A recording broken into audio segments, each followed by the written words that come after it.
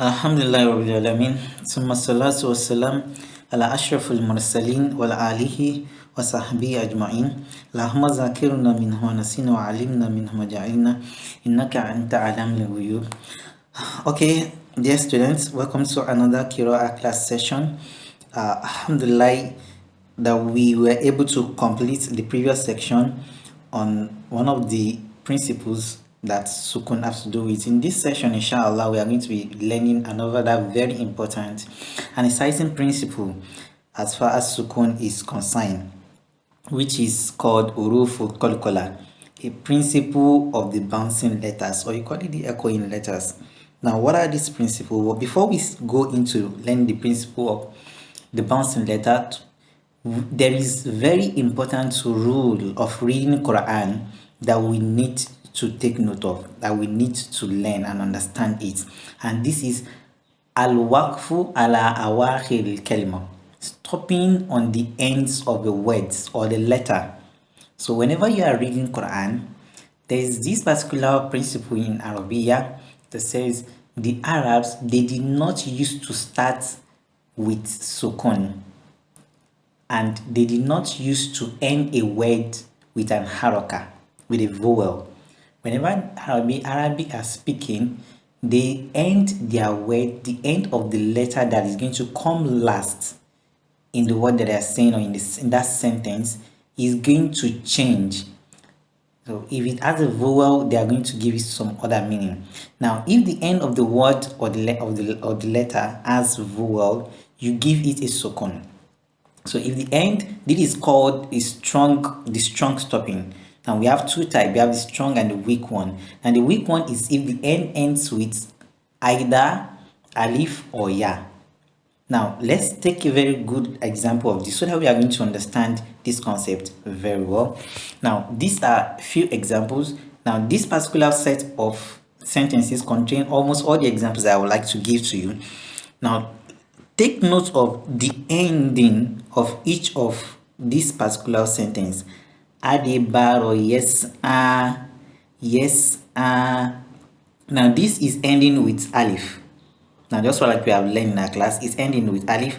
So we stop at the ayin. Yes, now, so just like, because it has a mud in it. Now this is another one. Wala yakhofu ukubaha. Now this ends with alif and stop at the a. Now the rules you need to change if there is a dhamma at the end of that particular letter, or a fatia or a kesra. So you remove the vowel and then you apply sukun to it. So you make that letter a non-vowel letter, and you read like this: Al-Faza'ul Akbar. Now you assume there is no dhamma on top of it. So you assume the dhamma is now changed to sukun. Then you apply sukun to the end. So Al-Faza'ul Akbar. In as much that you are stopping on that particular letter, that is the way you are going to read it. Now let's look at some more examples that has this kind of one. Now this is her. So we will be stopping here.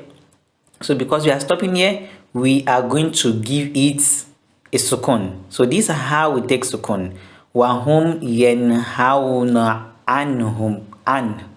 Wahum yenhauna anhu. So it's like two sukun are missing together. So we are stopping on this, we give it a sukun. Now this is another very good example. وَيَعْلَمُ مَا تَفْعَلُونَ وَيَعْلَمُ مَا تَفْعَلُونَ, not مَا تَفْعَلُونَ, just like we have been reading in all our previous reading.